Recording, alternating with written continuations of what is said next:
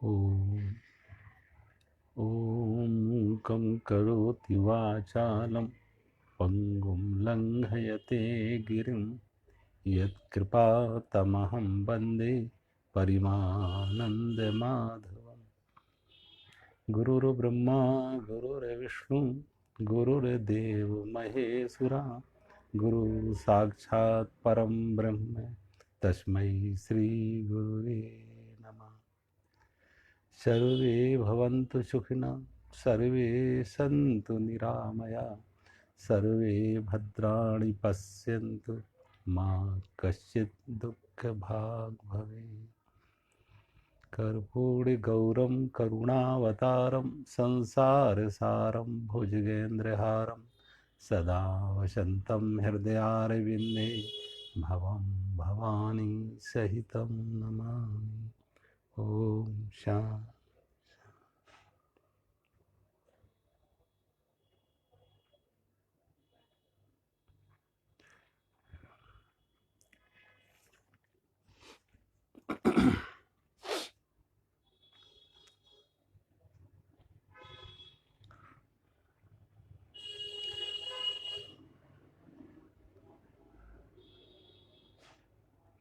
अध्याय 9 श्लोक नंबर 25, 26, 27।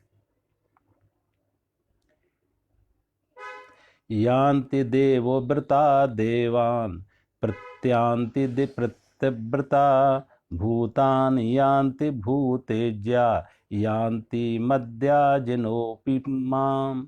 भगवान कहते हैं कारण यह नियम है कि पितृ देवताओं को पूजने वाले देवताओं को प्राप्त होते हैं, पितरों को पूजने वाले पितरों को प्राप्त होते हैं, भूतों को पूजने वाले भूतों को प्राप्त होते हैं, और मेरा पूजन करने वाले भक्त मुझको प्राप्त होते हैं। इसलिए मेरे भक्तों का पुनर्जन्म नहीं होता है। क्योंकि ऊपर के श्लोक में भी भगवान ने यही बात कहा था, क्योंकि संपूर्ण यज्ञों का भोक्ता और स्वामी मैं ही हूँ, परंतु वे मुझ परमेश्वर को तत्व से नहीं जानते हैं, इसी से गिरते हैं, अर्थात उनका पुनर्जन्म होता है। अब जो ऊपर भगवान ने कहा था कि सभी कर्मों का, संपूर्ण यज्ञों का भोक्ता और स्वामी मैं हूँ, भोक्ता भी हूँ स्वामी भी मैं हूँ। भगवान कहते सभी कर्मों का, अब वो वैदिक कर्म हो या सार्वजनिक हित के कर्म हो, संपूर्ण यज्ञों का, संपूर्ण यज्ञ का अर्थ है वैदिक कर्म भी हैं, और वैदिक कर्म के साथ वैदिक कर्म वो कर्म भी हैं जो जनहित सुखाय, जनहित के लिए, जनता के लिए, आम लोगों के सुख के लिए, प्राणी मात्र के सुख के लिए कर्म किए जाएं। तो ऐसे कर्मों भगवान कहते हैं उनका कर्ता भी मैं हूं और स्वामी भी मैं हूं। क्योंकि जो भी कर्म हो रहा है वो परमात्मा की अनुपस्थिति से हो सकता है। सोचो, जो भी कर्म है उस कर्म के पीछे, क्रिया के पीछे परमात्मा की सत्ता है, परमात्मा की शक्ति है। कर्म करने की जो शक्ति भी है, ऊर्जा है, वो भी परमात्मा की है। तो परमात्मा की अनुपस्थिति में कर्म भी नहीं हो सकता कोई, तो इसलिए वो कर्म का मालिक है और कर्म का भोक्ता भी है। क्योंकि जो कर्म भी हम जिनके लिए कर रहे हैं, जिनके लिए भी जो कर्म कर रहे हों, मनुष्यों के लिए, पशु पक्षियों के लिए, प्राणी मात्र के लिए, वृक्षों के लिए, वो सब में भगवान का निवास है। मनुष्यों में भगवान है, पशु पक्षियों में भी परमात्मा है, और वृक्ष लताओं में भी परमात्मा है। तो जो भी हमारे कर्म दूसरों के लिए, और वो दूसरा नहीं, वो भी परमात्मा, भोक्ता भी परमात्मा, और जो कर्म कर रहा है, कर्म करने की जो शक्ति है वो भी परमात्मा से है। तो भगवान कहते हैं मैं कर्मों का स्वामी भी हूँ और भोक्ता भी हूँ।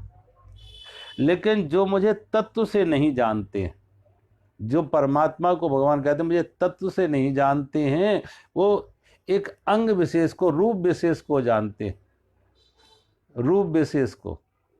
और इसलिए अगले श्लोक में भगवान ने कहा है कि जो देवताओं का पूजन करने वाले वो देवताओं को प्राप्त होते हैं, जो पितरों की पूजा करते हैं वो पितरों को प्राप्त होते हैं, और जो भूतों की पूजा करते हैं भूतों को प्राप्त होते हैं।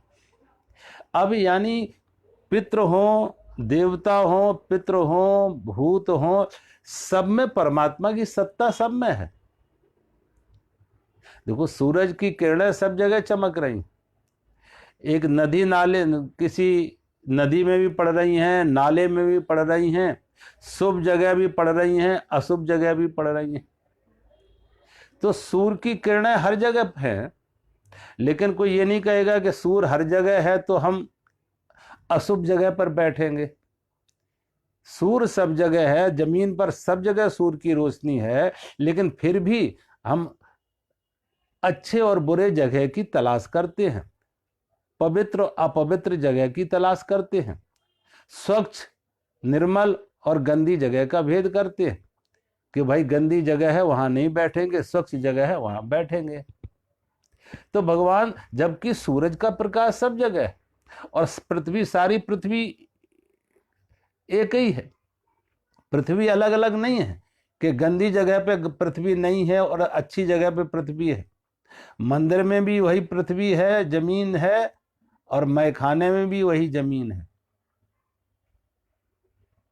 शुभ कर्म हो वहां भी वही जमीन है, और अशुभ कर्म जहां हो रहे हों, कोई कसाई हो, वहां भी वही जमीन है। जमीन वही है, आकाश वही है, हवाएं भी वही हैं, सूर्य की रोशनी भी सब जगह है। तो भगवान कहते हैं जो मुझे तत्व से जानते हैं कि यद्यप सब जगह मैं हूं, तत्व से जानते हैं, तो वो जो तत्व से जानते हैं फिर वो रूप का चुनाव नहीं करते। अन्यथा जो देवताओं का चुनाव पूजन करते हैं वो देवताओं की प्राप्त होते हैं, जो पितरों को पूजते हैं वो पितरों को प्राप्त होते हैं, और जो भूतों को पूजते हैं वो भूतों को प्राप्त होते हैं। तो भगवान कहते हैं ये चॉइस मेरी नहीं, ये चॉइस, ये चुनाव उनका खुद का है। अब तुम गंदी जगह बैठना चाहते हो या अच्छी जगह बैठना चाहते हो, तुम अंधेरे में बैठना चाहते हो या रोशनी में बैठना चाहते हो, ये चुनाव तुम्हारा है, ये खुद का चुनाव। तो परमात्मा के अगर सभी में परमात्मा का रूप से देखो तो परमात्मा को, और होता क्या है कि जब हम इनको अलग अलग पूजते हैं, कोई देवताओं को पूजता है तो कोई पितरों को पूजता है तो कोई भूतों को पूजता है, वो पूजने के पीछे कारण भी क्या है? कारण है सकाम, कोई कामना, कोई मांग, कोई चाह। किसी कामना की पूर्ति के लिए देवताओं को पूजते हैं, किसी कामना की पूर्ति के लिए हम पितरों को पूजते हैं, किसी कामना की पूर्ति के लिए हम भूतों को पूजते हैं। लेकिन अगर भगवान कहते हैं कामना हटा दो, यहां कामना हटा दो, मांग हटा दो, चाह हटा दो, वासना हटा दो, अगर वासना हटे तो अब कोई रूप कोई भी हो वो भी उपासना हो गई। कोई भी रूप से तुम परमात्मा तक हम पहुंच जाते हैं अगर वासना मुक्त हो जाए। अगर वासना मुक्त हो जाए तो पितरों को भी पूजे तो भी परमात्मा की प्राप्ति, देवताओं को पूजे तब भी परमात्मा की प्राप्ति, भूतों को भी पूजे तब भी परमात्मा की प्राप्ति, क्योंकि वासना मुक्त हो जाए। और फिर अगर वासना मुक्त व्यक्ति हो गया तो सोचो वो भूतों का चुनाव क्यों करेगा, वो अशुभ का चुनाव क्यों करेगा, अमंगल का चुनाव क्यों करेगा, अपवित्र का चुनाव क्यों करेगा। अगर जब चुनाव करने की ही छूट है तो नाली का, गंदी नाली में क्यों पानी पीना चाहेगा, गंगा का पानी क्यों नहीं पीना चाहेगा। सोचो अगर चुनाव ही है तो गंगा में भी सूर्य है, जल है, और गंदे नाले में भी जल है, लेकिन फिर वो कौन सा जल, गंगा का जल पीना चाहेगा। हाँ ये बात अलग है कोई इसको ये कह दे कि तुम नाले का पानी पियोगे तो ज्यादा मान सम्मान मिलेगा, ज्यादा धन मिलेगा, तो वो पीना चाहेगा। तो हो सकता है कि नाले का पानी पी के उसको कोई बड़ा तपस्वी होने का सम्मान मिल जाए, या उसे बहुत कोई धन संपत्ति दे दे तो वो पीना चाहेगा। अगर व्यक्ति कामना मुक्त है, निष्काम है, वासना मुक्त है, तो गलत का चुनाव करेगा नहीं। अपवित्र का चुनाव करेगा नहीं, अशुभ का चुनाव करेगा ही नहीं। इसलिए भगवान कहते किसी भी रूप को ले लो, घाट कोई भी हो, लेकिन सभी घाट परमात्मा के घाट है। नाम रूप कोई भी हो, सभी नाम रूप परमात्मा के नाम रूप है। किसी भी नाम रूप से परमात्मा को पहुंच जाओ। हर नाम रूप परमात्मा तक पहुंचाने की सीढ़ी, हर नाम रूप परमात्मा तक पहुंचने के घाट है। अब गंगा पे जाना हो तो गंगा के किनारे जाने के लिए क्या करते हो? कोई ना कोई घाट का लेते हैं, घाट पर एक सुविधा होती है। बिना घाट के भी स्नान किया जा सकता है, बिना घाट के भी स्नान किया जा सकता है, लेकिन घाट पे एक सुविधा है। घाट बनाए ही इसलिए गए हैं, सुविधा के लिए घाट बनाए गए हैं। तो घाट पर स्नान किया, लेकिन इस भाव से घाट पर हम स्नान नहीं कर रहे हैं, गंगा में स्नान कर रहे हैं। और घाट अनेक हैं, उनके नाम अनेक हैं, अनेक नाम हैं, अनेक तरह की उनकी बनावट है, आकृति है, आकृतियां अलग है, नाम अलग है, लेकिन गंगा अलग नहीं है। गंगा एक हरी, सब घाट पर एक ही गंगा बह रही है। किसी भी घाट पे जाके अपनी प्यास बुझा लो।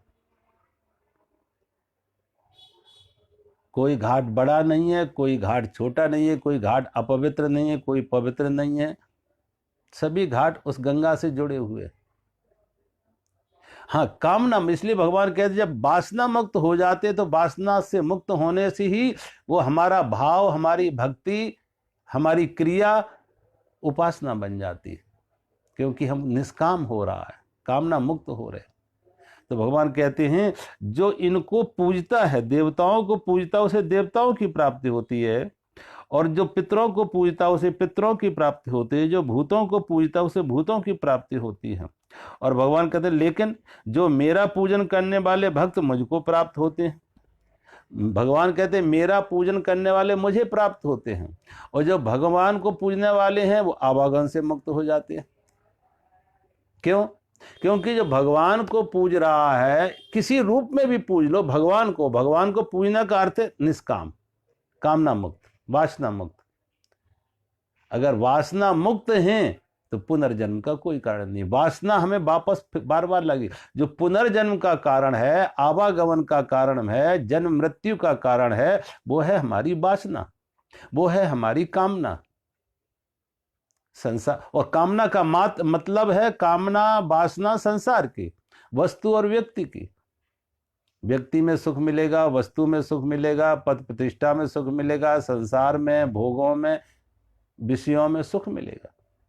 तो भगवान कहते हैं जब निष्काम हो जाता, कामना मुक्त हो जाता, वासना मुक्त हो जाता, परमात्मा से युक्त हो जाता, और जो परमात्मा से युक्त होता वो आवागमन से मुक्त हो जाता, उसके लिए फिर जन्म मरण से मुक्त हो जाता, फिर बार बार जन्म, बार बार मृत्यु उसको नहीं होती, वो परमात्मा से युक्त। और परमात्मा फिर कहाँ? भगवान के धाम में, परमात्मा के धाम में। यद गत्वा न निवर्तन्ते तद धाम, जहां पहुंच के वापस ना लौटना पड़े, परमात्मा। तो भगवान कहते ऐसा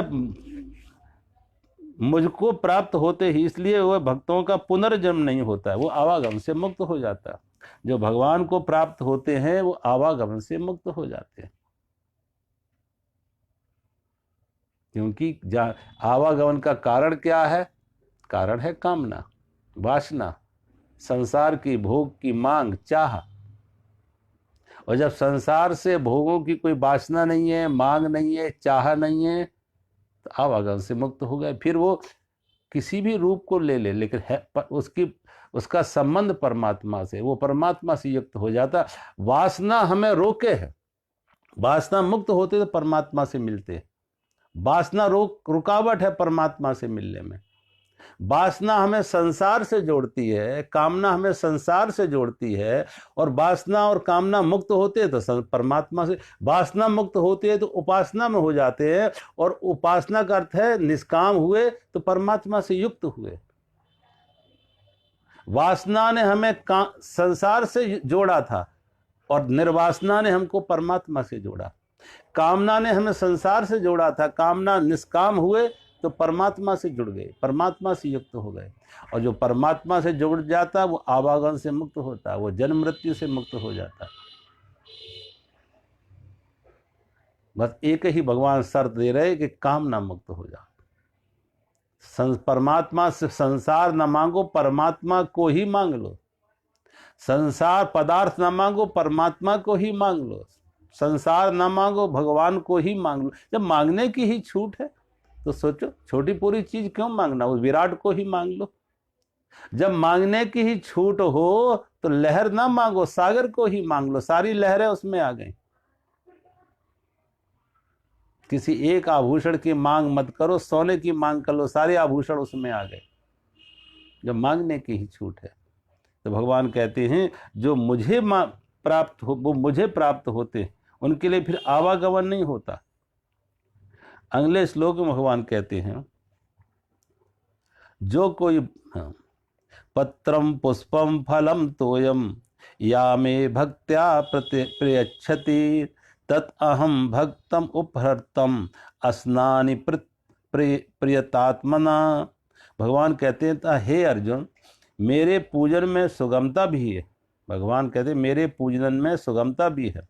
जब कोई भक्त मेरे लिए प्रेम से पत्र पुष्प फल जल आदि अर्पण करता है, उस शुद्ध बुद्धि निष्काम प्रेमी भक्त का प्रेम पूर्वक अर्पण किया हुआ पत्र पुष्प आदि मैं सगुण रूप से प्रकट होकर प्रीत सहित खाता हूं। भगवान कहते हैं मैं प्रीत सहित खाता हूं जो भी हम भगवान को अर्पण करते हैं, प्रेम से ले। भगवान कहते हैं जो प्रेम से, जो कोई भक्त मेरे लिए प्रेम से पत्र पुष्प फल आदि जल जो भी अर्पण करता है, निष्काम प्रेमी और प्रत्यात्मा शुद्ध बुद्धि से निष्काम प्रेमी। एक तो शुद्ध बुद्धि और एक भगवान कहते हैं निष्काम। देखो जब तक निष्काम नहीं होता है तब तक प्रेमी नहीं होता है।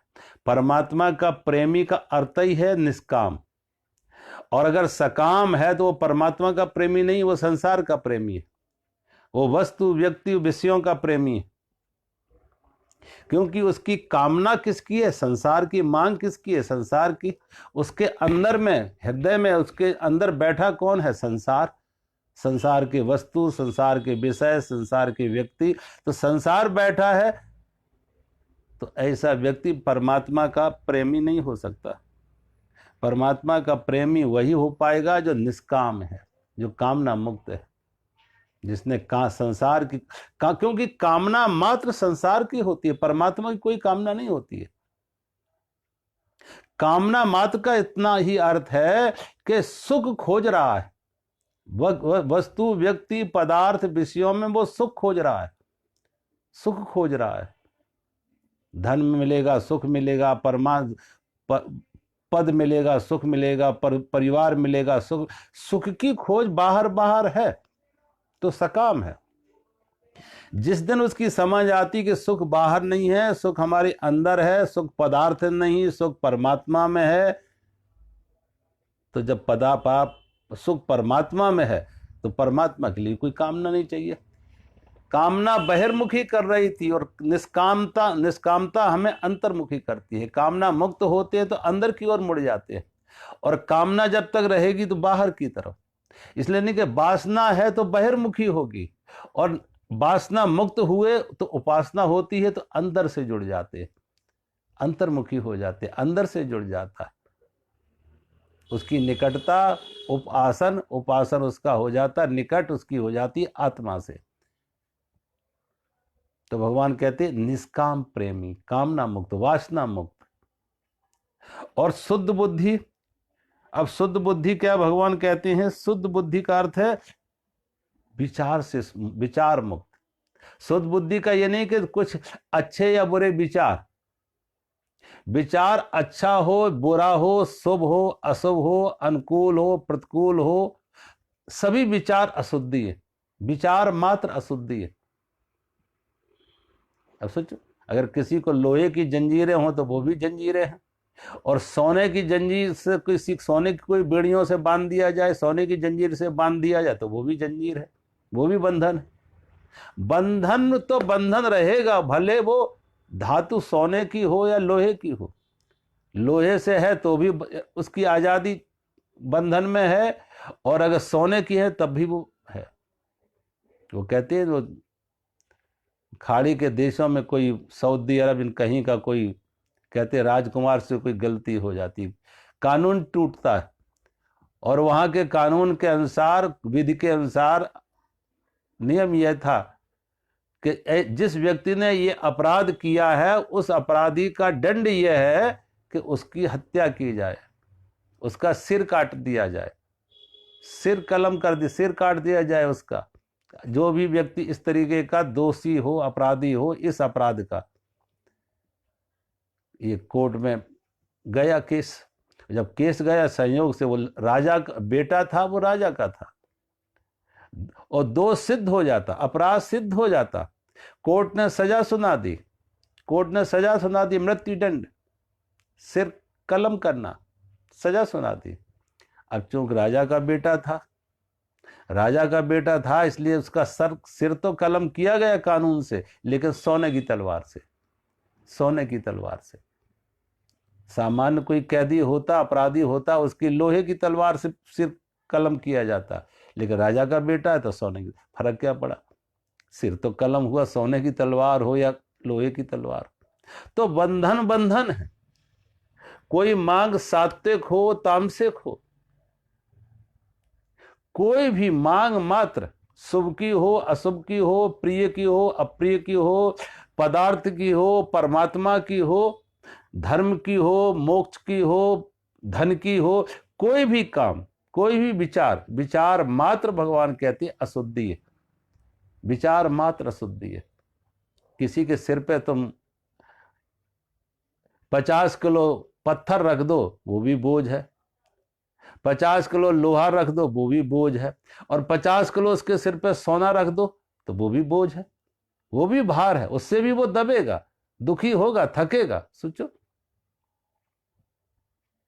इसलिए भगवान कहते विचार मात्र शुद्धि है, विचार मात्र से मुक्त होना, विचार मात्र शुद्धि है। और सारे के सारे आप देखो, वासना और विचार दोनों साथ साथ चलते हैं, वासना और विचार साथ साथ चलते हैं। वासना है तो वासना की पूर्ति के लिए विचार काम आता है, वासना की पूर्ति में विचार सहायक बनता है। किसी वासना की पूर्ति विचार उसकी मदद में आएगा कि इस वासना की पूर्ति कैसे की जाए, कब की जाए, कहाँ की जाए, किससे की जाए। तो वासना की पूर्ति में विचार काम आता।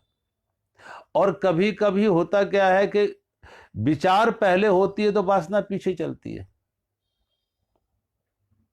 किसी किसी की विचार आगे है तो वासना उसके पीछे पीछे पे चलती है। लेकिन दोनों में जब तक वासना और विचार हैं तब तक परमात्मा संसार से जुड़ा रहेगा, संसार से जुड़ा रहेगा। परमात्मा से जुड़ने का अर्थ है कि निर्विचार हो जाए और निर्वासना हो जाए, निर्विचार और निर्वासना। जब निर्विचार और निर्वासना होता है, वासना और विचार, वासना और विचार हमें संसार से जोड़ते हैं, और निर्वासना होते हैं, निर्विचार होते हैं तो परमात्मा से जुड़ते हैं, अंदर से जुड़ते हैं।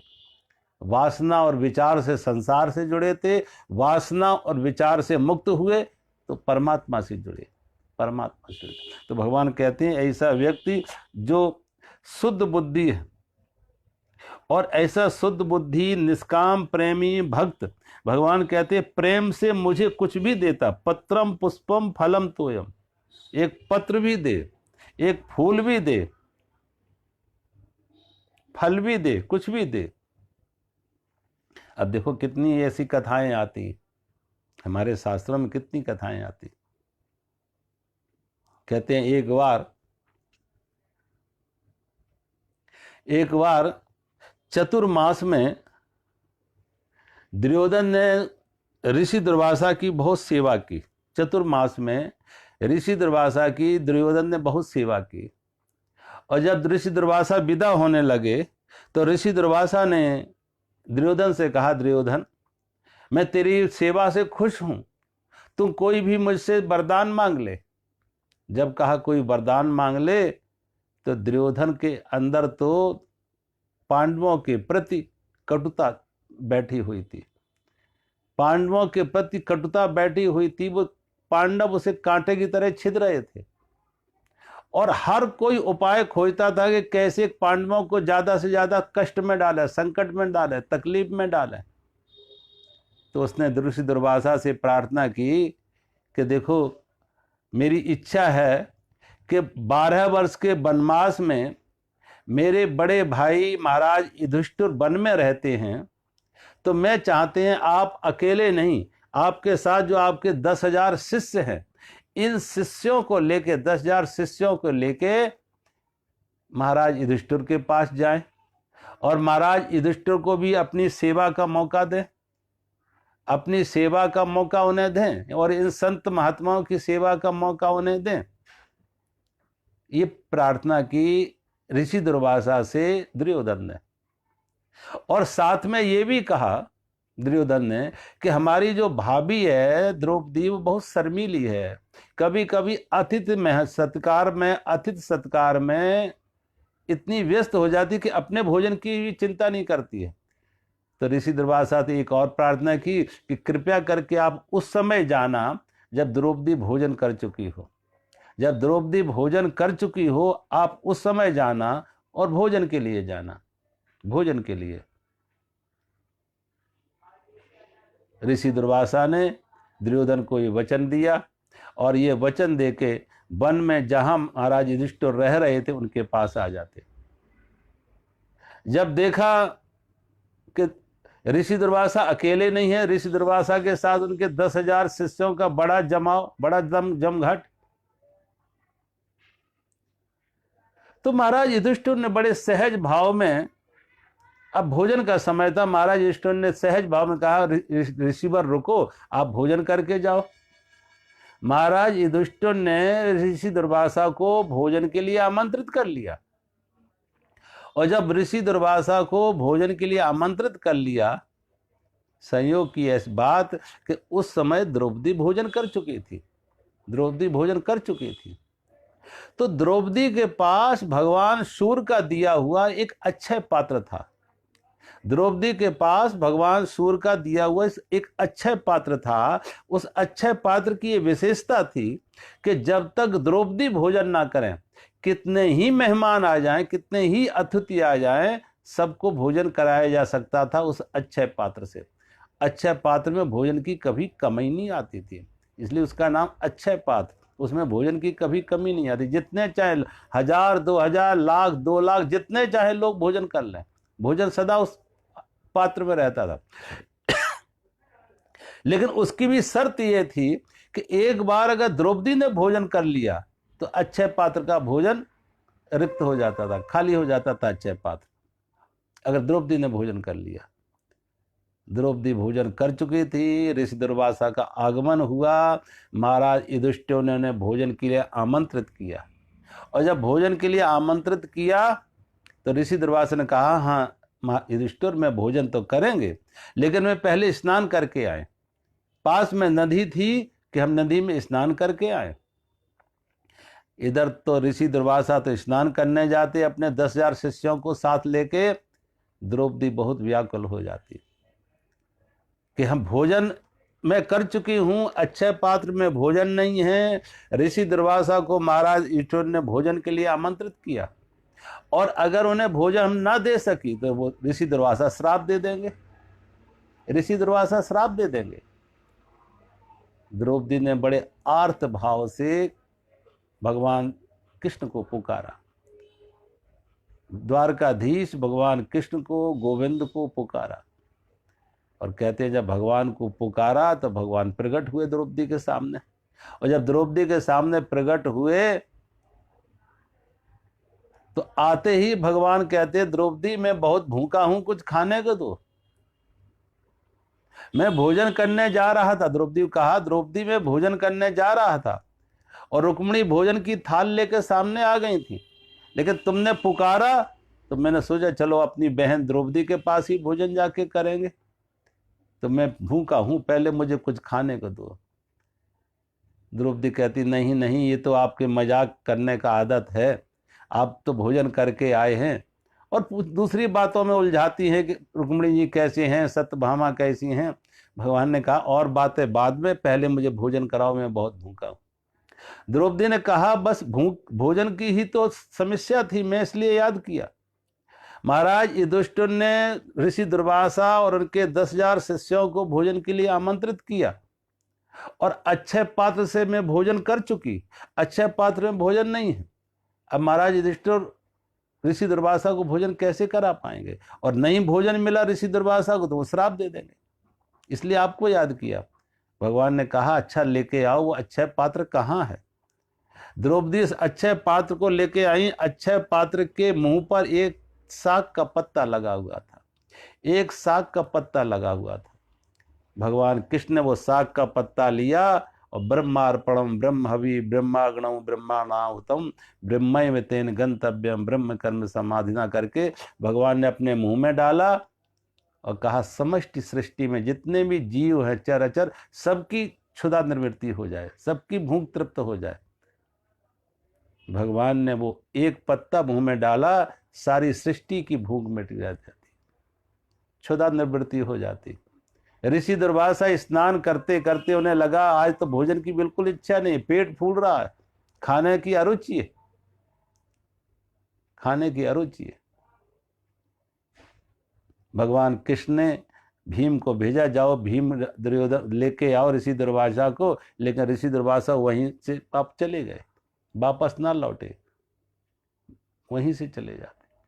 तो भगवान कहते हैं द्रौपदी ने एक पत्ता भेंट किया भगवान को, द्रौपदी ने एक पत्ता भेंट किया, लेकिन वो द्रौपदी का एक पत्ता बड़ा भाव का था, प्रेम का था, भाव से था, प्रेम का था। आप जीवन में देखें द्रौपदी जैसी स्त्री, द्रौपदी भगवान कृष्ण के इतने, लेकिन द्रौपदी ने कभी भी अपने लिए कभी कुछ मांगा नहीं, संसार की कोई वस्तु नहीं, व्यक्ति नहीं, भोग नहीं, ऐश्वर्य नहीं, जब भी मांगा तो भगवान की प्रीति। और भगवान कहते जो मेरा ऐसा भक्त है उस पर कोई संकट भी आते हैं तो भगवान कहते योगक्षेम बाहम्यम, अगर उस पर कोई संकट भी आते हैं, प्रतिकूलताएं भी आते हैं, वो भगवान से विमुख भी होता है तो भगवान उसे वापस लाते, उसकी रक्षा करते, उसे वापस लाते, अपने से जोड़ते। तो भगवान कहते हैं पत्रम पुष्पम फलम तोयम। गजराज ने देखो, जब गज और ग्रह का युद्ध हुआ और गज के प्राण संकट में आ गए, ग्रह मगर उसको गहरे से गहरे जल की तरफ खींचता जा रहा, तो उसने देखा अपना बल तो परिवार का सहारा बेसहारा हो गया, अपना बल अपनी शक्ति भी जवाब दे गई। निर्मल के बलराम असहाय होके दीन होके उसने कहते एक फूल लेके भगवान को अर्पण किया और परम गोविंद कह के गजन ने पुकारा और परमात्मा कहते प्रकट हो जाते हैं। भगवान ने सुदर्शन चक्र से ग्रह का वध किया, गज को मुक्त कराया, एक फूल तर अर्पण किया था। ऐसे ही भगवान कहते हैं फल में देखो सबरी का प्रसंग, सबरी के पास भगवान आते हैं और जब सबरी के पास भगवान आते हैं तो सबरी को याद आते हैं कि मेरे गुरु मतंग ऋषि ने कहा था कि सबरी तुझे कहीं और जाने की जरूरत नहीं है, तू यहीं पे अपनी जगह रहे, भगवान तुझे भगवान को नहीं खोजना है, भगवान तुझे खोजते तेरे पास आएंगे, तुझे खोजने कहीं भगवान को नहीं जाना है, भगवान खुद तुझे खोजते तेरी कुटिया पर आएंगे। और 14 वर्ष के वनवास में भगवान राम सीता का हरण हुआ, लक्ष्मण को साथ लिए वन में जंगल में सीता की खोज करते करते भगवान सबरी की कुटिया पर आते। और जब भगवान सबरी की कुटिया पर आते तो सबरी को अपने गुरु के वचन याद आ जाते कि मेरे गुरु ने कहा था भगवान तुझे दर्शन देने तेरी कुटिया पर आएंगे, आज भगवान मेरे गुरु के वचन सत्य हुए, मेरे गुरु के वचन सत्य हुए, भगवान मुझे दर्शन देने आए।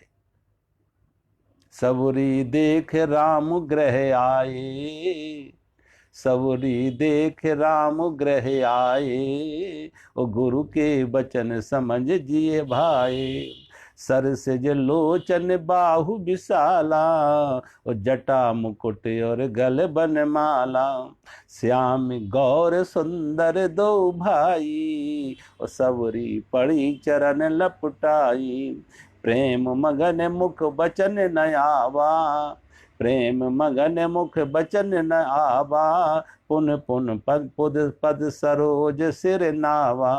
और सादर जल ले चरण पखारे, सादर जल ले चरण पखारे, सुन पुन सुंदर आसन बैठारे।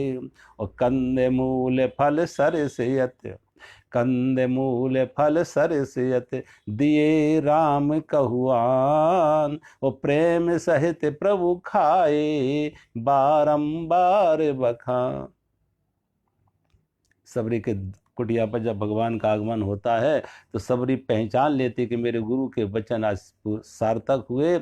सबरी भगवान के चरणों में लिपटती है, चरण रज भगवान के मस्तक पर लगाती है, भगवान को बैठने के लिए सुंदर आसन दिया। और कंद मूल फल सरस अत दिए राम कौआ। जो जंगल से वन से चुन के वो लाई थी फल, वो फल भगवान को दे रही, कहते बेर दे रही है वो फल। अब फल मीठा है या खट्टा, वो बेर मीठा या खट्टा कैसे जाने? तो सबरी अपने मुंह से चखती है, अपने मुंह से दांत से काटती है, स्वाद लेती है। अगर मीठा है तो भगवान की तरफ, और खट्टा है तो अलग रख देती। क्योंकि फल को आंख से देख के खट्टा या मीठा नहीं जाना जाएगा। फल को खट्टा या मीठा स्वाद जानने के लिए जीभ चाहिए, जीभ से स्वाद जाना जाएगा। तो जीभ से चखती है और भगवान को देती है। इसलिए भगवान सबरी के जूठे बेर बड़े भाव से खाते। सबसे ऊंची प्रेम सगाई, सबसे ऊंची प्रेम सगाई। दुर्योधन की मेवा त्यागी साग विदुर घर खाए, दुर्योधन की मेवा त्यागी साग विदुर घर खाए। और जूठे फल सबरी के खाए, बहुविध प्रीत लगाई। प्रेम के बस नृप सेवा कीनी, आप बने हरिनाई। और राज सुयज्ञ युधिष्ठिर और कीने, तामे जूठ उठाई। सबसे ऊंची प्रेम सगाई। प्रेम के बस अर्जुन रथ हाको, प्रेम के बस अर्जुन रथ हाको, भूल गए ठकुराई। और ऐसी प्रीत बढ़ी वृंदावन गोपिन नाच नचाई। सूर कूर यह लायक नाई, कहाँ लग करऊं बड़ाई। सबसे ऊंची प्रेम सगाई। सबरी ने बड़े भाव से प्रेम से जूठे फल सबरी के खाए। भगवान सबरी के जूठे फल खा रहे। परमात्मा भोजन का भूखा नहीं है, परमात्मा तो भाव का भूखा है। भाव का भूखा है प्रभु, भाव का भूखा है प्रभु। और भाव ही बस सारे है। और भावना से जो भजे, तो भव से बेड़ा पार है। परमात्मा को रिझाने के लिए भाव मत, क्रिया नहीं भाव। अब भगवान कहते पत्रम पुष्पम फलम तोयम, कुछ भी, एक फूल, एक पत्ती, एक फल, पानी, कुछ भी परमात्मा को दो, परमात्मा उसी है। और इसमें कुछ भी अपना बनाया हुआ नहीं है। न पत्ते हमारे बनाए हुए हैं, न फूल फल हमारे बनाए हुए हैं, न जल हमारा बनाया हुआ। सारा परमात्मा का परमात्मा को ही दे रहे। तेरा तुझको अर्पण क्या लागे मेरा, उसी का उसी को दे रहे। उसका उसी को देकर दामन खुशी से भर ले, उसका उसी को देकर दामन खुश, उसका उसी को दे रहे हैं। लेकिन हम खुश हो रहे हैं हमने भगवान को दिया। सबरी खुश हो रही कि हम भगवान को फल खिला रहे। सोचो। तो भगवान कहते कुछ भी, लेकिन भाव से, अंदर से कुछ देने का। देखो दो तरह के व्यक्ति होते हैं। जो सकाम है वो लेने की बात करता है, अगर फल भी खिलाएगा तो बीच साथ में एक लिस्ट भी रख देगा, ये दे देना। सकाम भक्त देता भी है तो देता भी नहीं है, लेने के लिए देता है। वो रिश्वत है उसकी, वो इन्वेस्टमेंट है कि हमने तुम्हें इतना जाप दिया, हमने फल चढ़ाए, हमने फूल चढ़ाए, हमने इतना जाप किया, अपने मंत्र पढ़े। तमाम लोगों को देखा, किताबें रखते हैं लोग, कापियां रखते हैं कि इतना जाप हमने किए, इतने करोड़ जाप हमने किए हैं। हिसाब किताब गणित। अब किताबें अगर लेके हैं, कापियां हैं, गणित है, अकाउंट मेंटेन किए जा रहे हैं कि कितना जाप किया, तो कल भगवान के सामने तगादा करेगा कि इतना जाप किया, क्या दिया तुमने। अगर प्रेम को भी हिसाब रखा जाए, प्रेम से भी गणित रखा जोड़ा जाए, तो प्रेम प्रेम ना रहा। फिर प्रेम नहीं होता। भगवान कहते हैं झूठे फल सबरी। परमात्मा का ही परमात्मा को दे रहे हैं। अब जो देने का भाव है ये निष्काम है और लेने का भाव है सकाम। अब सबरी भगवान को फल खिलाए तो सबरी कुछ मांग नहीं रही है कि हमने फल खिलाए तो बदले में हमें क्या दोगे, मोक्ष दे दो, परमात्मा दे दो, कोई और कुछ नहीं। कोई पुण्य नहीं मांगा, कोई मोक्ष नहीं मांगा, कोई स्वर्ग नहीं मांगा, कुछ नहीं मांगा। भाव से खिला रही। झूठे फल सबरी के खाए, सबसे ऊंची प्रेम सगाई। प्रेम, बस जो प्रेम है वो देता है, प्रेम है वो देता है, और जो मोह है, स्वार्थ है, वो मांगता है। प्रेम में प्रेम निष्काम होता है, और जब मांग हो, स्वार्थ है, तो सकाम होगा। मोह है सकाम होगा, स्वार्थ सकाम होगा, और प्रेम है निष्काम होगा। प्रेम में मांग नहीं होती है, तो दे रहे हैं, देने का भाव। देखो कभी कभी छोटा बच्चा होता, छोटा बच्चा कुछ खा रहा है, और वो छोटा बच्चा जो खुद खा रहा वही माँ के मुंह में दे देता, माँ को भी खिलाने लगता। जो खुद खा रहा वही माँ को भी खिलाने लगता, और माँ ये नहीं देखती है बच्चा मुझे जूठा खिला रहा, माँ खा लेती है। बच्चे की क्रिया अशुद्ध है लेकिन भाव शुद्ध है। बच्चे की क्रिया तो अशुद्ध है लेकिन भाव शुद्ध है। ऐसे ही सबरी की क्रिया अशुद्ध है, जूठा खिला रही, लेकिन भाव शुद्ध है। और परमात्मा क्रिया से नहीं, भाव से। कल मैं कह रहा था परमात्मा को पाने के लिए भाव चाहिए, क्रिया नहीं, विधि नहीं, प्रेम चाहिए। परमात्मा की पूजा, उपासना, प्रार्थना प्रेम से होती है, विधि से नहीं होती है, क्रिया से नहीं होती। क्रिया में शुद्धि आए तो आ जाए, लेकिन भाव में शुद्धि रहे, भाव में शुद्धि रहे, क्रिया में शुद्धि चलेगी। और जब क्रिया भाव में शुद्धि हो तो क्रिया की अशुद्धि कौन देखता है? सोचो, बच्चे के अंदर भाव है तो बच्चा कभी माँ के गोद में बैठ रहा है, कभी सिर पर भी बैठ जाएगा, क्योंकि बच्चे का भाव शुद्ध है। क्रिया में अशुद्धि हो सकती है, मुंह में खा रहा है, माँ के मुंह में दे देगा, माँ को खिलाए, जूठा भी, लेकिन भाव शुद्ध। ऐसे ही परमात्मा के प्रति भाव शुद्ध हो, क्रिया में अशुद्धि तो चल जाएगी।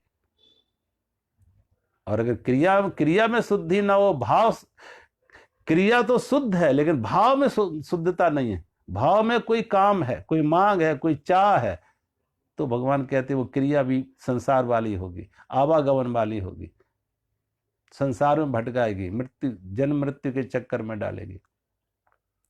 तो भगवान कहते पत्रम पुष्पम फलम तोयम जल। जल भी, अब शिव जी को हम क्या विचार, शिव जी को जल ही चढ़ा देते। शिव की जटाओं से गंगा निकली, शिव की जटाओं से गंगा निकली, और गंगा से ही जल लेकर शिव पर चढ़ा रहे। शिव की जटाओं से गंगा निकली, उसी से गंगा जल लाके शिव के ऊपर चढ़ा रहे, तेरा तुझको अर्पण।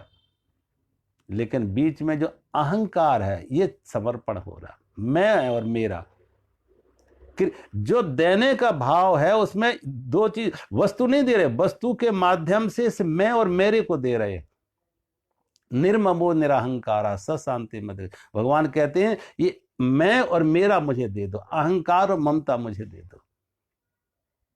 जब व्यक्ति अपने अहंकार और ममता को दे दे तो करते हुए भी अकर्ता हो जाता है, भोगते हुए अभोक्ता हो जाता है। कर्तृत्व का अभिमान, जो कर्तृत्व का अभिमान है, भगवान कहते वो मुझे दे दो। ये मैं और मेरा अहंकार और ममता मुझे दे दो। देने में अहंकार और ममता टूटता है, और लेने में अहंकार और ममता मजबूत होते हैं। लेने में मांग है, कामना है, वासना है, चाह है, तो मैं और अहंकार और ममता और मजबूत होते हैं। और देने का जब भाव होता है तो अहंकार ममता टूटते हैं, क्योंकि इस मैं और मेरे का ही समर्पण कर दो। वस्तु से ज्यादा मैं और मेरे का समर्पण कर दो। देखो कभी आप वस्तुओं का हम संग्रह क्यों करते हैं? जब वस्तु हमें कुछ मिलती है तो वस्तु नहीं मिली, हम में कुछ जुड़ गया, व्यक्ति के अहंकार में कुछ जुड़ गया, मैं में कुछ जुड़ गया, और कुछ छूटती है, छिनती है, तो मैं कुछ कम हो गया, मैं कुछ कम हो गया। इसलिए जिस व्यक्ति ने अपने को व्यक्ति ने खड़ा किया इन मेरों से, अरे सारे मेरे छिन जाएं, सारे मेरे छिन जाएं, तो आदमी का अहंकार टिमटिमाने लगता, बुझने जैसा लगने लगता। अन्यथा व्यक्ति जितने मेरे उतना मैं, जितनी बड़ी कोठी उतना बड़ा मैं, जितनी बड़ी कार उतना बड़ा मैं, जितनी बड़ी कुर्सी उतना बड़ा मैं का अहंकार का दिया जलता है और मेरे का घी होता। अहंकार का दिया है और मेरों का घी है। जितना ज्यादा घी होगा उतनी ज्यादा तेज दिया जलेगा, लौ ज्यादा होगी। और घी निकाल लो सब तो दिया बुझ जाएगा। इसलिए मैं और मेरे, अब जब कुछ मेरे आते हैं तो मैं और मजबूत हो जाता, और मेरे हमसे दूर होते हैं तो मैं कमजोर हो जाता, मैं छिनने लगता। तो भगवान कहते हैं जब मैं और मेरे से, देने का अर्थ है पत्रम पुष्पम फलम तोयम, देने का अर्थ है कि इस साथ में मैं और मेरे को भी दे दो। और देखो प्रकृति में अगर कहीं कुछ है, न तो आदमी का पत्ता बनाया हुआ, ना फूल, ना फल, ना जल, मनुष्य का बनाया हुआ, हमारा निर्माण नहीं, ये परमात्मा का निर्माण, ये परमात्मा की सृष्टि है। तो व्यक्ति वो दे जो उसने अपना निर्माण है, जो व्यक्ति की अपनी सृष्टि है, जो व्यक्ति की अपनी सृष्टि है वो भगवान को दे। भगवान को दे के खुश होने की क्या बात है। तो व्यक्ति की अपनी सृष्टि क्या है? व्यक्ति की अपनी सृष्टि है अहंकार। ये मैं और मेरा, ये व्यक्ति की अपनी सृष्टि है। इस मैं और मेरा जो व्यक्ति की अपनी सृष्टि है, ये भगवान को दे दो। ये मैं और मेरा भगवान को दे दो, अहंकार और ममता भगवान को दे दो। भगवान कहते असल में वो दान है, वो भगवान स्वीकार करना चाहेगा। तो जो व्यक्ति भगवान को अपना अहंकार और ममता दे देता, निष्काम की होगी, प्रेम पूर्वक अर्पण करता हुआ पत्र पुष्प, भगवान कहते सगुण रूप से प्रकट होकर उसे खाते हैं। भगवान कहते हैं उसे स्वीकार करते। अहंकार और ममता परमात्मा को दे दो, फिर हर क्रिया पूजा हो जाती है, हर क्रिया उपासना हो जाती है, हर शब्द प्रार्थना बन जाता है। अगर इस मैं और मेरे से मुक्त हो जाओ तो हर क्रिया प्रार्थना हो जाती है, पूजा हो जाती है, हर शब्द प्रार्थना हो जाता है, श्वास श्वास प्रार्थना हो जाती है। ऐसी कहते राजा रंतदेव के पास एक अंतज, जैसे चांडाल कहते थे उन दिनों, एक अंतज कहते हैं, राजा रंतदेव के पास आता प्यासा है, और राजा रंतदेव बड़े भाव से उसे पानी पिलाते। अकाल पड़ा था, अकाल के कारण से पानी का भी अभाव था, पानी था नहीं कहीं। राजा रंतदेव के पास थोड़ा सा पानी था, लेकिन खुद प्यासे रह के राजा रंतदेव ने वो पानी उस अंतज को पिला दिया। लेकिन कहते हैं वो अंतज नहीं था, वो साक्षात नारायण थे, परमात्मा थे। ना मालूम परमात्मा कितने हर रूप में वही, मैं तो कहते हैं हर रूप में वही है। हमारे शास्त्र कह रहे, भगवान खुद कह रहे कि हर रूप में वही है। किसी भी जिस रूप में वो आ रहा है, सब रूप उसी के। तो पानी पिला के ही भगवान ने राजा रंतदेव को अपना दान कर दिया। जब भगवान को अहंकार ममता दे देते हैं तो भगवान फिर अपना दान हमें कर देते हैं। परमात्मा की प्राप्ति, जो परमात्मा को सब कुछ देके, परमात्मा ही उनका आगे पीछे होता। कबीर कहते हैं कि आगे पीछे हर खड़े, जब मांगे तब दे। साधु गांठ न बांधिया, कबीर कहते साधु गांठ न बांधिया उधर समाता ले। साधु गांठ न बांधिया उधर समाता ले, और आगे पीछे हर खड़े, जब मांगे तब दे। कबीर कहते हमने जमा कुछ नहीं किया, कुछ भी जमा नहीं किया। जो पेट में भोजन कर लिया वो कर लिया, लेकिन कोई रात खाया तो सुबह का कोई प्रबंध नहीं किया, सुबह खाया तो रात्रि का कोई प्रबंध नहीं किया। क्यों नहीं किया? कि आगे पीछे हर खड़े, जब मांगे तब दे। हमारे परमात्मा आगे भी है और पीछे भी है, और परमात्मा जब मांगते हैं तो दे रहा है, उस पर हमें भरोसा है। योगाक्षेम बा, हमें भगवान पर भरोसा है, जब मांगे तब दे।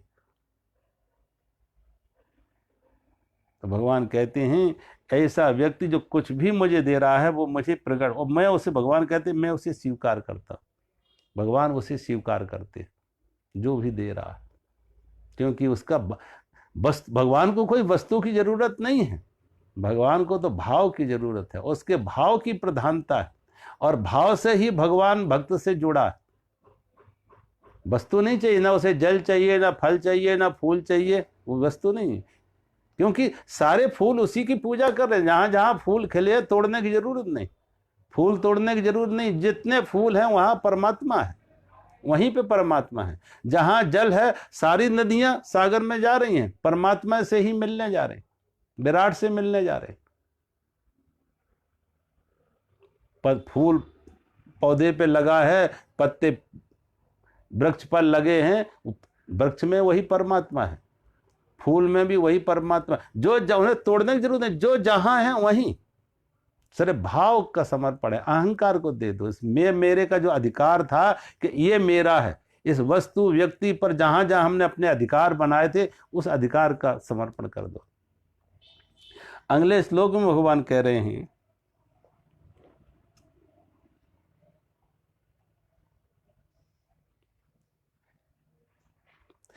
यत करोसि यत अस्नानि यत जुहोसि ददासि यत तपस्यसि कौन्तेय तत्कुरुष्व मदर्पणम।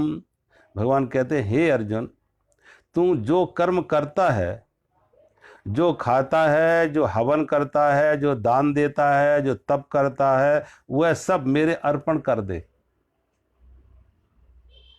देखो भगवान और ज्यादा कितना सुगम कर रहे हैं, परमात्मा की प्राप्ति कितना सुगम है, भगवान की प्राप्ति, परमात्मा की प्राप्ति कितनी सुगम है।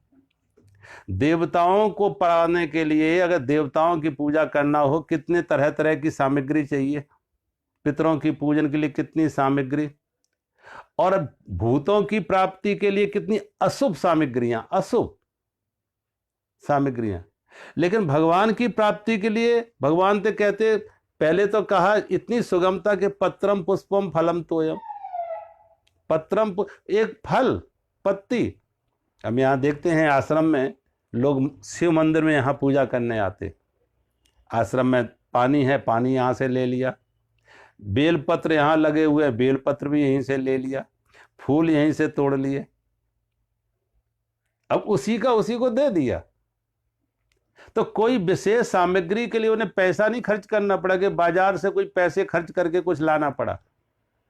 अब गरीब आदमी कहेगा हम कैसे लाएंगे, कोई बहुत कीमती चीज है, बाजार से कुछ खरीदना हो, फल खरीदना हो, कुछ और कीमती, तो कैसे लाएगा।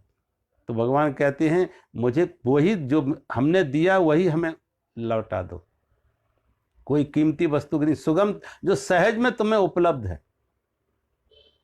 अब सोचो, विदुरानी ने भगवान को केले खिलाने थी, केले ना खिला के केले के छिलके खिलाए, केले ना खिला के भूल गई, इतना भाव विभोर हो गई कि भगवान के भाव में, भगवान के प्रेम में वो अपनी सुध बुध खो बैठी, सुध बुध खो बैठी। अप्रत्याशित भगवान प्रकट हुए और विदुरानी अवाक हो गई, अवाक, वाणी खो गई, मौन, सुध बुध खो बैठी। और भगवान ने कहा काकी मैं बहुत भूखा हूं, कुछ खाने को दो। तो विदुरानी के पास केले रखे, केले छीलती हैं, केला रख देती है, छिलका भगवान की तरफ बढ़ाती है, और भगवान बड़े भाव से छिलके खाते, छिलके खाते। सोचो, भगवान को भाव चाहिए, प्रेम चाहिए, वस्तु की भूख नहीं है, भाव की भूख है। यहां तो भगवान कह रहे तुम कुछ पत्रम पुष्प भी नहीं, भगवान कहते तुम भोजन करते हो ना, तुम भोजन करते हो तो तुम उस भोजन को ही भगवान को अर्पण कर दो। भगवान को भोग लगा दिया, वो प्रसाद हो गया, भगवान को अर्पण कर दिया। तुम जो भी कर्म करते हो, जो भी कर्म करते हो, सारे कर्म परमात्मा को अर्पण कर दो। इसलिए तो कबीर कहते हैं चलन फिरन को सेवा समझो, खान पान को पूजा समझो, चलन फिरन को सेवा, और जब सोबूं तब करूं दंडवत पूजूं और न देवा, ऊधों सहज समान भरी, साधो सहज समान भरी। कहते हैं साधुओं से सहज समाधि क्या है कि जीवन के हर व्यवहार को, हर कर्म को, हर क्रिया को परमात्मा को अर्पण करके, और जो भी क्रिया हम कर रहे हैं अपने लिए कर रहे हैं, अपने परिवार के लिए कर रहे हैं, समाज राष्ट्र के लिए कर रहे हैं, जो भी क्रिया कर रहे हैं, जो भी व्यवहार कर रहे हैं, वो सब परमात्मा के रूप में, परमात्मा को समर्पण। पत्नी के को कुछ दे रहे हैं तो वो पत्नी नहीं है, वो परमात्मा है। पति के लिए कुछ कर रहे हैं, पति नहीं, वो परमात्मा है। पिता के लिए कर रहे हैं, पिता नहीं, वो परमात्मा है। पुत्र के लिए कर रहे हैं, पुत्र नहीं, वो परमात्मा है। अपने शरीर के लिए कर रहे हैं, अपनी भूख के लिए भोजन कर रहे हैं, वो ये शरीर में भी भगवान बैठा हुआ है, अपनी आत्मा को रूप में शरीर में भी बैठा है, यहाँ भी भगवान। शरीर को कपड़े पहना रहे, परमात्मा को कपड़े पहना, शरीर को स्नान हो रहा, परमात्मा को स्नान हो रहा, शरीर को भोजन दे रहे, परमात्मा को भोजन दे रहे। कोई भी क्रिया, कोई भी व्यवहार अपने शरीर के लिए हो, परिवार के लिए हो, समाज राष्ट्र के लिए हो, किसी के लिए कोई भी क्रिया मात्र को परमात्मा के समर्पण कर दो, परमात्मा को अर्पित कर दो। क्रिया मात्र को, व्यवहार मात्र को, देखिए हर क्रिया में, हर व्यवहार में परमात्मा को अर्पण करके किया जाए। भगवान कहते हैं वही मेरी पूजा है। ऐसा व्यक्ति जो भी कर्म करता है, खाता है, हवन करता है, दान देता है, तप करता है, सब मेरे अर्पण कर दे। वो तप करे तो परमात्मा के लिए तप करे, दान करे। किसी दीनहीन भिखारी को हम दान देते हैं, वो भिखारी नहीं है, वो परमात्मा है। परमात्मा इस रूप में आया, परमात्मा इस रूप में आया। सोचो, देखो रहीमदास जी किसी को दान देते तो रहीमदास जी आंख नीची कर लेते। रहीमदास जी दान देते तो आंख नीची करते। किसी ने कहा रहीम तुम तो देने वाले हो, लेने वाला आंख नीची करे, तुम आंख नीची क्यों करते? क्योंकि लेने वाला आंख नीची करके शर्मिंदा होता है, अपमानित महसूस करता है, शर्म महसूस करता है, इसलिए आंख नीची कर लेता। और देने वाले की आंख ऊपर होती है, वो अहंकार होता है कि मैं दे रहा हूं, मैं दाता हूं। लेकिन रहीम तुम नीची आंख करके दान क्यों देते? तुम शर्माते शर्माते क्यों दान देते हो? तो रहीम ने कहा बात उल्टी है, मैं देने वाला नहीं हूं। देनहार कोई और है, भेजत है दिन रैन। देनहार कोई और है, भेजत है दिन रैन। और लोग भरम मुंह पर करें, तासे नीचे नैन। रहीम कहते मैं नहीं दे रहा, देने वाला तो परमात्मा है।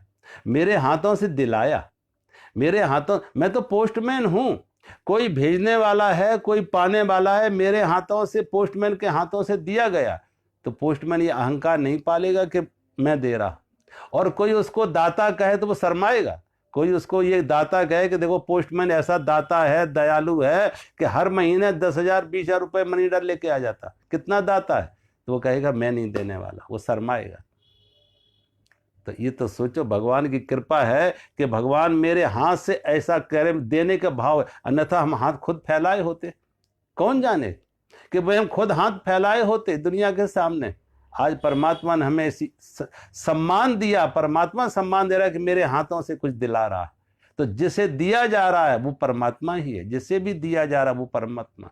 दान में भी परमात्मा है, तप में भी परमात्मा है, भोजन कर रहे वो भी परमात्मा है। जो कुछ है, हर क्रिया, हर व्यवहार को परमात्मा को अर्पण करके, हर क्रिया अगर परमात्मा को अर्पण करके की जाए तो एक तो अहंकार नहीं बनेगा और भोग की इच्छा ना जगेगी। भोग की इच्छा, क्योंकि ना मैं ना रहा उसमें, अहंकार ना रहा, ना मैं कर रहा हूं, न तो मैंने किया है, हमसे कराया जा रहा है। और कराया जा रहा वो अपने लिए नहीं, वो भी उसी के लिए, उसका उसी को दे रहे। इस शरीर में भी वही परमात्मा है, करने वाला भी वही, और जो करा रहा वो भी वही, जिसके लिए किया जा रहा वो भी वही, जो करा रहा वो भी वही, जिसके लिए किया जा रहा वो भी वही। दोनों एक ही है, एक रूप में, एक हाथ से करा रहा है, दूसरे हाथ से ले रहा है। वो दोनों हाथ उसी के, लेने देने वाला भी हाथ उसी का है और लेने वाला भी हाथ उसी का है, दोनों हाथ उसी के। इस रूप में भी वही है और उस रूप में, दानी के रूप में वही है और दीन के रूप में भी वही है। भगवान कहते हैं जो अपने जीवन के हर क्रिया को, हर व्यवहार को परमात्मा को समर्पित कर दे, कोई अलग से तपस्या भजन और कुछ करने के लिए, क्रिया मात्र को परमात्मा के लिए, क्रिया मात्र को, व्यवहार मात्र को, जो भगवान कहते हैं समर्पित कर दे। और इससे सरल और क्या, मद अर्पण, मेरे अर्पण कर दें, क्रिया मात्र को मेरे अर्पण कर दो। ऐसा व्यक्ति भगवान कहते हैं फिर जो मद अर्पण किया तो क्रिया अर्पण नहीं किए, क्रिया में कर्ता का भी अर्पण हो गया, क्रिया अर्पण नहीं हुई, कर्ता भी अर्पण हो गया, कर्तृत्व का अभिमान भी चला गया, करने वाला भी चला गया। ये क्रिया अर्पण करने का अर्थ है कि कर्तृत्व का अभिमान भी, कर्ता भी दिया, कि कर्म हुआ तो कर्ता भी अर्पण हुआ, कर्ता भी समर्पित हुआ। कर्म और कर्ता दोनों से व्यक्ति के परमात्मा की को समर्पित कर दिया, अर्पण कर दिया। आज मैं यहीं विराम लेते हैं। मेरा सभी को प्रणाम। हरि ओम।